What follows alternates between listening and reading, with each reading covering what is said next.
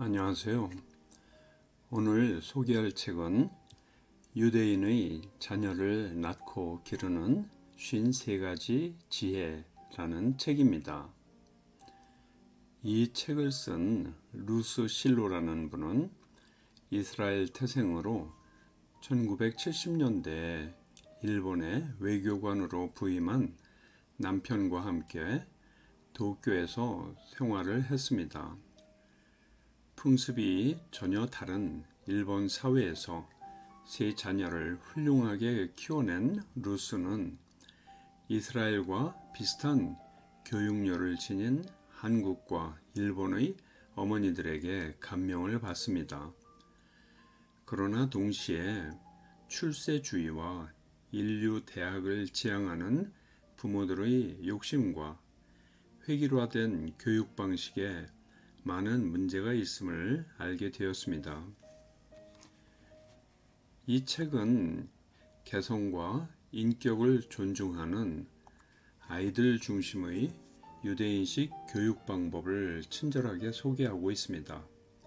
또한 참다운 교육이 무엇인지를 같이 아이를 키우는 어머니 입장에서 여러 가지 사례를 비교해가며 친절하게 소개해주고 있습니다.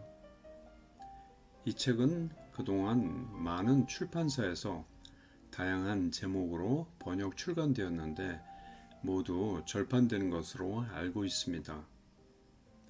이 책은 크게 세 가지로 구성되어 있습니다. 제1장 지를 기른다, 제2장 정을 기른다, 제3장 의를 기른다.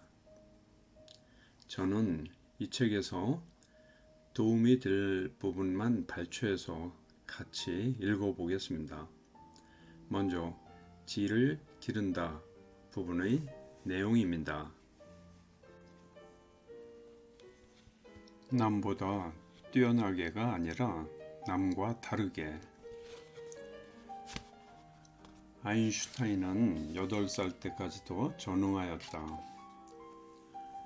유대인 어머니들은 모두가 한결같이 교육 어머니라고 할 수 있다. 영어의 Jewish mother란 말은 여러 가지 뜻이 있지만 그중 하나가 자녀들에게 배움의 필요성을 지겹도록 강조하는 극성스러운 어머니란 뜻이다. 그러므로 유대인들은 이 말을 그다지 좋아하지 않는다. 하지만 이것은 어머니로서의 당연한 의무라고도 생각하고 있다. 유대인 어머니들은 여성이야말로 최초의 교육자이며 자녀들을 가르치는 의무는 당연히 여성이 지닌다는 자부심을 가지고 있다. 내가 본 바로는 한국이나 일본을 비롯한 동양의 어머니들과 유대인 어머니들과는 약간 생각의 차이가 있는 것 같다. 이를테면 이웃집 어린이가 피아노 레슨을 받는다던가 인류 대학을 목표로 삼는다고 해도 유대인 가정에서는 그것에 별로 신경을 쓰지 않는다. 또한 남보다 뛰어나라, 남들을 앞질러라 하고 어린이들을 달달 들볶지도 않는다. 인류학교이든 이류학교이든 신경을 쓰지 않는다. 그러나 한국이나 일본의 어머니들은 자녀들이 유치원에 들어갈 때부터 대학은 어느 대학에 가야만 된다는 식으로 계획을 세우고 있으니 좀 딱하다는 생각이 들 수밖에 없다. 아인슈타인은 8살 때까지도 전능하였다라는 사실을 유대인 어머니들은 잘 알고 있다. 유대인인 아인슈타인은 상대성 이론을 발견한 세계적인 물리학자다. 그러나 4살이 되도록 말을 못하자 아인슈타인의 부모는 그를 전응하라고 체념했다고 한다. 그는 학교에 들어가서도 생각하는 것이나 머리 회전이 늦었고 친구들과 잘 어울리지도 못해서 1학년 때 담임 선생은 이 아이에게서는 어떤 지적인 성과도 기대할 수 없다라는 신상 기록을 남겼다. 또 그가 학교에 계속해서 다닐 경우 다른 학생에게 방해가 된다는 결론을 내리고 더 이상 학교에 보내지 않는 것이 좋겠다고 했을 만큼 아인슈타인은 전응아 취급을 받았다. 다른 아이와 다른 점, 즉 개성을 중시한다. 내 여동생은 어렸을 때 어머니로부터 늘 너는 쯔바이슈타인이야 라는 말을 들었다. 아인슈타인의 아이는 독일어로 하나를 의미하고 쯔바이는 둘을 의미한다. 즉 아인슈타인 다음으로 머리가 좋게 될지도 모르겠다라는 의미의 농담이었다. 그러나 아인슈타인의 이름을 들먹인 진짜 이유는 커가는 어린이에게는 저마다의 개성이 있기 때문에 일률적으로 평가할 것이 아니라 각자 타고난 개성에 따라 긴 안목으로 지켜보는 것이 옳다는 생각에서이다. 이것이 바로 유대적인 교육을 하는 어머니들의 교육 방법이기도 하다. 유대인 어머니들은 자신의 자녀들이 다른 집 아이들과 똑같이 뛰어놀고 함께 공부하며 행동하는 그런 고정적인 스테레오타입에 속해 있는 것을 바라지 않는다. 왜냐하면 다른 아이들과는 어딘지 다른 뚜렷한 개성을 지니고 성장하는 것이 좋은 장래를 약속할 수 있다고 믿고 있기 때문이다. 우열을 다투는 경우 승자는 언제나 소수에 불과하지만 저마다 남과 다른 능력을 지니고 있다면 모든 인간은 서로의 능력을 인정하고 존중하며 함께 살아갈 수 있는 법이다. 아인슈타인은 담임 선생님으로부터 전응아 취급을 받았지만 이에 아랑곳하지 않고 15살 때까지 유클리드, 뉴턴, 스피노자 그리고 데카르트를 독파했다. 후일 그는 나는 강한 지식욕을 품고 있었다고 지난날의 일들을 수레했을 만큼 속마음이 꽉 차 있었지만 그 당시 그의 심중을 아는 사람은 아무도 없었다. 만약 그가 다른 아이들과 똑같이 되기를 강요당했더라면 그의 재능은 빛을 보지 못했을지도 모른다. 내게는 13살 난 딸아이가 있다.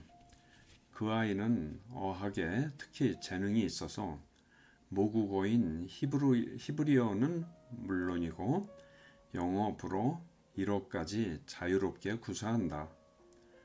나는 그 아이에게 늘 너는 어학에 재능이 있으니 통역관이 된다면 아주 좋겠구나 하고 부추겨준다.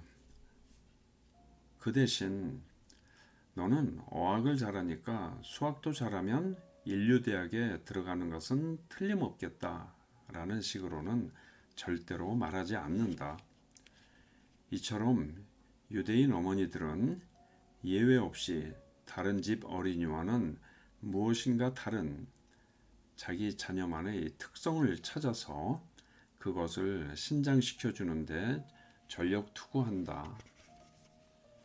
한마디 덧붙인다면 히브리라는 말의 원래 뜻은 혼자서 다른 쪽에 선다 라는 뜻이다. 자기만의 개성을 충분히 키워준다는 것은 유대인의 생활 방법 전반에 걸친 원칙인 셈이다. 듣는 것보다 말하는 것이 더 중요하다. 내성적인 어린이는 잘 배우지 못한다. 동양의 어머니들은 댁의 아이들은 어쩌면 그렇게 얌전하고 착한가요? 라는 말로 칭찬을 잘 하는데 유대인들은 절대로 그런 식으로 말하지 않는다. 우리 집 아이들이 만약 그런 말을 듣게 된다면 나는 걱정이 되어서 안절부절 못하게 될 것이다. 왜냐하면 얌전하다, 착하다 라는 말은 진취성이 없어 공부를 잘할 수 없다 라는 말과 다를 바 없기 때문이다. 유대인의 속담에 내성적인 어린이는 잘 배우지 못한다 라는 말이 있다. 이 말은 내성적인 아이는 공부를 잘 못할 것이라는 말이 아니라 수줍음을 잘 타서 남의 앞에 나서지도 못하고 말도 제대로 못하는 성격이라면 참다운 학문을 깊이 터득하기 어렵다는 뜻이다. 다시 말하면 어린이는 의심스러운 것이 있으면 서슴없이 질문하도록 길들여져야 한다는 의미이다. 러시아 문제 연구가이고 러시아 혁명사의 권위자로 널리 알려진 폴란드 태생의 아이작 도이처는 불과 13살에 랍비가 될 만큼 천재 소년이었다. 그가 부모로부터 늘 들어왔던 충고는 자신의 생각을 잘 정리하고 할 말이 정해졌다면 똑바로 서서 큰 소리로 분명하게 말하라는 것이었다.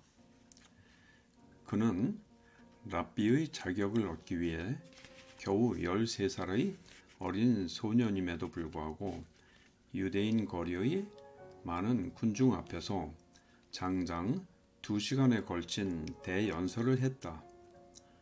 청중은 어린 소년의 말이지만 완전히 매혹되어 감동 어린 표정으로 조용히 고개를 끄덕였다고 한다. 그리고 그의 조리 있는 연설을 들은 약 100여 명의 랍비들이 논의한 결과 그는 랍비에 임명될 수 있었다. 유대인 사회에서 제일 존경받는 사람인 랍비가 되려면 내성적이거나 얌전하기보다는 자신이 생각한 바를 분명하게 말하는 것이 덕이자 절대적인 조건이다. 내가 동양 사람과 이야기할 때 가장 곤혹스러운 것은 대화 도중에 바로 침묵이 찾아오는 일이다. 사실 나는 유대인으로서는 그다지 수다쟁이가 아닌데도 나 혼자만 계속 짓거리게 되는 경우가 흔히 있다. 나는 말에 의해서 배우는 것이 어려서부터 습관화되어 있기 때문에 침묵이란 배우는 것을 거부하는 것이라고밖에 달리 생각하지 않는다. 그것은 지식에 대한 욕구가 결여된 거라고 생각한다. 매사를 분명하게 이야기한다는 것은 자신의 속마음을 털어놓는 것이다. 다른 사람에게 나는 진정 배우고 싶다라는 사인을 보내는 것에 다름이 아닌 것이다. 듣기만 한다면 앵무새가 될 뿐이다. 나는 언젠가 어느 동양인 엄마에게 당신은 자녀가 처음 초등학교에 들어갈 때 무슨 말을 해서 보냈습니까? 라고 물어본 적이 있었다. 그러자 그 엄마는 이렇게 대답했다. 선생님 말씀을 잘 들어야 해요. 라고 했죠. 이 말을 들었을 때 나는 솔직히 참 무서운 일이라고 생각했다. 교실에서 하나같이 선생님의 이야기를 조용히 듣고 있을 학생들의 모습이 떠올라 참 안 됐다는 생각이 들었던 것이다. 그런 수업 방법은 어린이들로 하여금 선생님이 가르치는 것을 무조건 일방통행식으로 듣게 하고 선생님의 말이라면 아무런 의심도 갖지 않고 무조건 따르게 한다. 그러다 보면 독창성이 없는 사람으로 성장할 수밖에 없지 않을까 하는 염려가 되었기 때문이다. 유대인의 교육은 다르다. 유대인 엄마들은 선생님 말씀 잘 듣고 의심나는 것은 주저하지 말고 물어봐야 돼요 라고 일러서 보낸다. 어린이들에게 요구되는 것은 암기가 아니라 이해하는 능력이다. 선생님은 학생들에게 문제를 내고 학생들은 그것을 풀면서 의심나거나 모르는 점은 끝까지 질문하도록 하고 이해시켜야 하는 것이다. 유대인의 성전인 탈무드에는 다음과 같은 가르침이 있다. 교사는 혼자만 알고 떠들어서는 안 된다. 만약에 학생이 잠자코 듣기만 한다면 많은 앵무새를 길러내는 것과 똑같기 때문이다. 교사가 이야기하면 학생은 그것에 대해 질문을 해야만 된다. 어떤 문제에 대해서건 교사와 학생 사이에 주고받는 말이 많이 오가게 되면 교육 효과는 그만큼 커지기 때문이다. 내가 알고 있는 랍비 중 한 사람인 마빈 토케이어 씨는 일본인과 유대인이란 책이 베스트셀러가 된 이후 유대붐을 타고 일본에서 명성을 떨치게 되어 일본의 여러 지방에 초청을 받아 강연을 하러 다녔다. 그런데 그는 그때마다 이상한 기분이 들었다고 한다. 왜냐하면 그가 열띤 강연을 끝내면 청중들은 박수만 쳤지 누구 한 사람 강연 내용에 대해서 질문하지 않고 침묵을 지켰기 때문이었다. 이것은 유대인의 상식으로는 상상조차 할 수 없는 일이다. 유대인의 모임이라면 이런 초청 강연이 끝나자마자 강연자에게 쩔쩔맬 정도의 질문이 사정없이 날아드는 것이 상식화되어 있기 때문이다. 그것은 강연 내용을 되풀이 질문함으로써 완전히 자기 것으로 만드는 끈질긴 탐구욕인 때문만큼 그렇게 하는 것이 가장 좋은 학습법이라고 믿기 때문이다. 탈무드가 가르치는 두 가지 학습법. 탈무드의 유대인의 탐구욕에 대해 상징적으로 표현한 이야기가 있다. 두 나그네가 있었다. 두 사람은 굶주림에 지친 나머지 길을 걷다가 외딴 집을 찾아냈다. 그 집안은 텅텅 비어 있었는데 다행히 높은 천장에 과일이 들어있는 바구니가 매달려 있었다. 그러나 아무리 손을 뻗어 보았지만 닿지가 않았다. 그러자 한 사나이는 벌컥 화를 내면서 집에서 뛰쳐나가고 말았다. 그런데 남은 한 사람의 생각은 달랐다. 꼼짝하기 싫을 만큼 허기진 상태였지만 그는 그 바구니를 보고 이는 누군가가 매달아 놓은 것이 틀림없다고 생각하고는 힘을 내서 집안을 샅샅이 뒤져 사다리를 찾아냈다. 그러고는 사다리로 올라가서 과일이 든 바구니를 내려 맛있게 먹었다. 유대인이라면 누구나 후자의 방법을 모범으로 삼는다. 뭔가 잘못되었을 경우 자신의 눈앞에 있는 물건에 가만히 손만 내밀 뿐 그거 외에 아무런 생각도 하지 않는 것은 절대로 잘못된 거라고 생각한다. 말하자면 유대인의 아이들은 자신의 손이 미치지 않는 곳에 있는 과일을 손에 넣어야 하는 어려운 상황에 직면했을 경우 사다리를 찾아 한 칸씩 타고 올라가 기어코 과일을 손에 넣듯이 한 가지씩 질문을 하면서 문제를 풀어가는 태도를 배우는 것이다. 이것이 바로 참다운 배움의 자세가 아닐까. 유대인이 많은 것을 발명하고 항상 지적인 개척자의 지위를 지켜온 비밀은 오랜 옛날부터 이런 방법으로 교육받아 왔고 도전적인 질문을 그치지 않는 자세를 몸에 익혀왔기 때문이라고 생각한다. 그렇게 노력함으로써 자신의 독자적인 지의 체계화를 서서히 이룩하고 그것이 곧 위대한 업적으로 연결되었던 것이다.